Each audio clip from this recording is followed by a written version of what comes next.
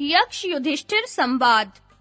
वैशंपायन जी कहते हैं, इधर महाराज युधिष्ठिर भीम को बहुत विलंब हुआ देखकर बड़े चिंतित हुए। उनका चित्त शोकानल से संतप्त हो उठा और वे स्वयं ही जाने को खड़े हो गए।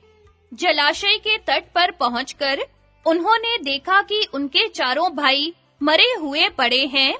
उन्हें निश्चेष्ट पड़े देखकर महाराज युधिष्ठिर अत्यंत खिन्न हो गए। शोक समुद्र में डूबकर वे सोचने लगे, इन वीरों को किसने मारा है? इनके अंगों में कोई शस्त्र प्रहार का चिन्ह भी नहीं है और यहाँ किसी के चरण चिन्ह भी दिखाई नहीं देते। जिसने मेरे भाइयों को मारा है, मैं समझता हूँ वह कोई महान प्राणी होगा। अच्छा, पहले मैं एकाग्रता पूर्वक इसके कारण का विचार करूं, अथवा जल पीने पर मुझे स्वयं ही इसका पता लग जाएगा। ऐसा न हो कि हम लोगों से छिपे-छिपे कूट बुद्धि शकुनी के द्वारा दुर्योधन ने यह विशैला सरोवर बनवा दिया हो, किंतु इसका जल विशैला भी नहीं जान पड़ता, क्योंकि मर जाने पर भी मेरे इन भाइयों के शरीर में कोई विकार नहीं जान पड़ता तथा इनके चेहरे का रंग भी खिला हुआ है। इनमें से प्रत्येक जल के प्रबल प्रवाह के समान महाबली है। इन पुरुष श्रेष्ठों का सामना भी साक्षात यमराज के सिवा और कौन कर सकता है? यह सब सोचकर वे जल में उतरने को तैयार हुए। इसी समय उन्हें आकाशवाणी सुनाई दी। उसने कहा, मैं बगुला हूँ, मैंने ही तुम्हारे भाइयों को मारा है। यदि तुम मेरे प्रश्नों का उत्तर नहीं दोगे, तो पांचवें तुम भी इन्हीं के साथ सोओगे। हे तात, साहस न करो, मेरा पहले से ही यह नियम है। तुम मेरे प्रश्नों का उत्तर दे दो, फिर जल पीना और ले भी जाना। युधिष्ठिर ने कहा, यह काम पक्षी का तो हो नहीं सकता, अतः मैं आपसे पूछता हूँ कि आप रुद्र, वसु अथवा मरुत आदि प्रधान देवताओं में से कौन हैं? यक्ष ने कहा, मैं कोरा जलचर पक्षी ही नहीं हूँ, मैं यक्ष हूँ। तुम्हारे ये महान तेजस्वी भाई मैंने ही मारे हैं। यक्ष की यह अमंगलमयी और कठोर वाणी सुनकर राजा युधिष्ठिर उसके पास जाकर खड़े हो गए।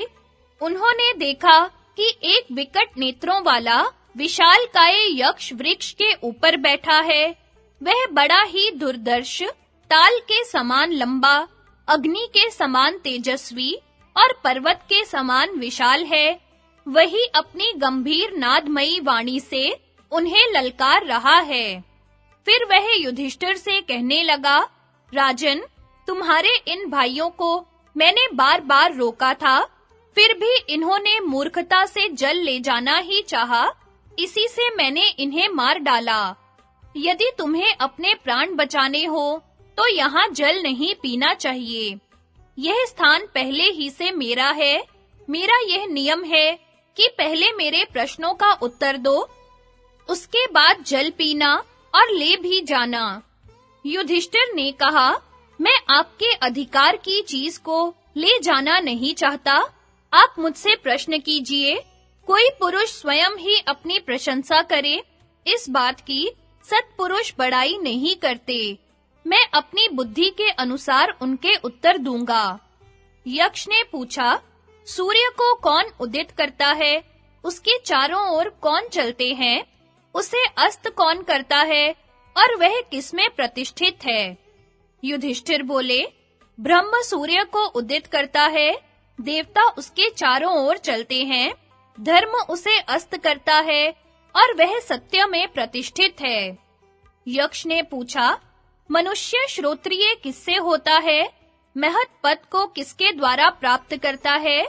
किसके द्वारा वह द्वितीयवान होता है और किससे बुद्धिमान होता है?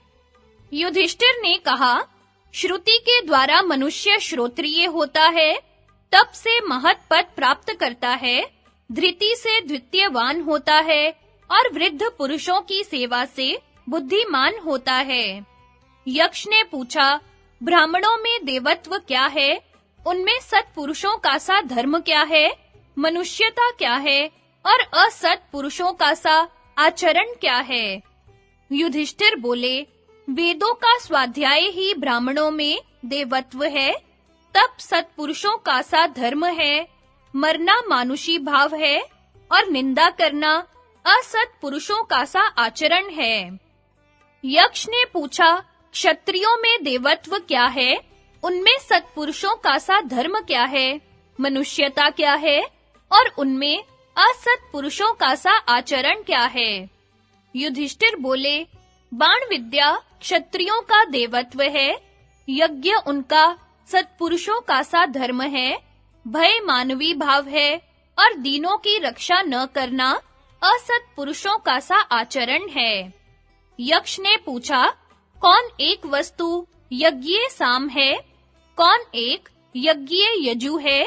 कौन एक वस्तु यज्ञ का वरण करती है और किस एक का यज्ञ अतिक्रमण नहीं करता? युधिष्ठिर ने उत्तर दिया, प्राण ही यज्ञीय साम है, मन ही यज्ञीय यजु है, एकमात्र ऋक ही यज्ञ का वरण करती है और एकमात्र ऋक का ही यज्ञ अतिक्रमण नहीं करता। यक्ष ने पूछा, आवपन करने वालों के लिए कौन वस्तु श्रेष्ठ है? निवपन करने वालों के लिए क्या श्रेष्ठ है? प्रतिष्ठा चाहने वालों के लिए कौन वस्तु श्रेष्ठ है? तथा संतान चाहने वालों के लिए क्या श्रेष्ठ है? युधिष्ठिर बोले, आवपन करने वालों के लिए वर्षा श्रेष्ठ फल है, निवपन करने वालों के लिए बीज श्रेष्ठ है, प्रतिष्ठा चाहने वालों के लिए गौ श्रेष्ठ है और संतान चाहने वालों के लिए पुत्र श्रेष्ठ है। यक्ष ने पूछा, ऐसा कौन पुरुष है जो इंद्रियों के विषयों को अनुभव करते हुए, श्वास लेते हुए तथा बुद्धिमान, लोक में सम्मानित और सब प्राणियों का माननीय होकर भी वास्तव में जीवित नहीं है? युधिष्ठिर ने कहा, जो देवता, अतिथि, सेवक, माता-पिता और आत्मा इन पांचों का पोषण नहीं करता, वह श्वास लेने पर भी जीवित नहीं है। यक्ष ने पूछा, पृथ्वी से भी भारी क्या है? आकाश से भी ऊंचा क्या है? वायु से भी तेज चलने वाला क्या है? और तिनकों से भी अधिक संख्या में क्या है? युधिष्ठिर बोले, माता भूमि से भी भारी है, पिता आकाश से भी ऊंचा है, मन वायु से भी तेज चलने वाला है और चिंता तिनकों से भी बढ़कर है। यक्ष ने पूछा, सो जाने पर पलक कौन नहीं मूंदता? उत्पन्न होने पर चेष्टा कौन नहीं करता? हृदय किसमें नहीं है और वेग से कौन बढ़ता है? युधिष्ठिर ने कहा, मछली सोने पर भी पलक नहीं मूंदती, अंडा उत्पन्न होने पर भी चेष्टा नहीं करता, पत्थर में हृदय नहीं है और नदी वेग से बढ़ती है। यक्ष ने पूछा, विदेश में जाने वाले का मित्र कौन है? घर में रहने वाले का मित्र कौन है? रोगी का मित्र कौन है? और मृत्यु के समीप पहुंचे हुए पुरुष का मित्र कौन है? युधिष्ठिर बोले, साथ के यात्री विदेश में जाने वाले के मित्र हैं, स्त्री घर में रहने वाले की मित्र है, वैद्य रोगी का मित्र है और दान मरने वाले पुरुष का मित्र है। यक्ष ने पूछा, समस्त प्राणियों का अतिथि कौन है? सनातन धर्म क्या है? अमृत क्या है? और यह सारा जगत क्या है? युधिष्ठिर ने उत्तर दिया, अग्नि समस्त प्राणियों का अतिथि है, गौ का दूध अमृत है, अविनाशी नित्य धर्म ही सनातन धर्म है और वायु यह सारा जगत है। यक्ष ने पूछा, अकेला कौन विचरता है? एक बार उत्पन्न होकर पुनः कौन उत्पन्न होता है? शीत की औषधि क्या है और महान आवपन क्या है? युधिष्ठिर बोले, सूर्य अकेला विचरता है, चंद्रमा एक बार जन्म लेकर पुनः जन्म लेता है, अग्नि शीत की औषधि है और पृथ्वी बड़ा भारी आवपन है। यक्ष ने पूछा, धर्म का मुख्य स्थान क्या है? यश का मुख्य स्थान क्या है? स्वर्ग का मुख्य स्थान क्या है? और सुख का मुख्य स्थान क्या है? युधिष्ठिर ने कहा, धर्म का मुख्य स्थान दक्षता है, यश का मुख्य स्थान दान है, स्वर्ग का मुख्य स्थान सत्य है और सुख का मुख्य स्थान शील है। यक्ष ने पूछा, मनुष्य का आत्मा क्या है? उसका देवकृत सखा कौन है? उपजीवन क्या है और उसका परम आश्रय क्या है? युधिष्ठिर बोले, पुत्र मनुष्य का आत्मा है, स्त्री उसका देवकृत सखा है, मेघ उपजीवन है और दान परम आश्रय है।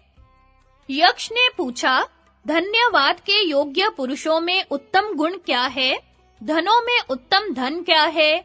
लाभों में प्रधान लाभ क्या है और सुखों में श्रेष्ठ सुख क्या है? युधिष्ठिर बोले, धन्य पुरुषों में दक्षता ही उत्तम गुण है, धनों में शास्त्र ज्ञान प्रधान है, लाभों में आरोग्य प्रधान है और सुखों में संतोष श्रेष्ठ सुख है। यक्ष ने पूछा, लोक में श्रेष्ठ धर्म क्या है? नित्य फल वाला धर्म क्या है? किसको वश में रखने से शोक नहीं होता और किनके साथ की हुई संधि नष्ट नहीं होती? युधिष्ठिर बोले, लोक में दया श्रेष्ठ धर्म है, वेदोक्त धर्म नित्य फल वाला है, मन को वश में रखने से शोक नहीं होता और सत्पुरुषों के साथ की हुई संधि नष्ट नहीं होती।